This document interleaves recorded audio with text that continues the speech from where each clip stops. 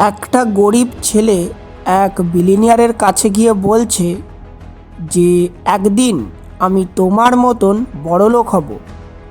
এই কথাটা শুনে আশেপাশে সবাই হাসছে, খালি ওই গরিব ছেলেটা আর বিলিনিয়ারটা বাদে।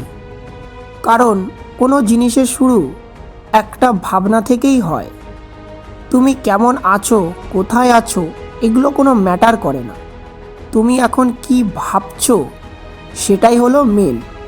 কারণ এখন তুমি যেমন ভাববে তোমার ভবিষ্যৎ ঠিক সেই রকমই হবে। তোমার চিন্তা ভাবনা যেমন হবে তোমার ভবিষ্যৎটাও ঠিক তেমনই হবে। মাত্র কিছু সময়ের অপেক্ষা। ঠিক সেই জন্যই পৃথিবীর সব বড় বড় সফল ব্যক্তিরা একটা কথা বলেন যে যখনই কিছু ভাববেন পজিটিভ ভাবার চেষ্টা করবেন। পজিটিভ ভাবলে তবেই তো পজিটিভ হবে।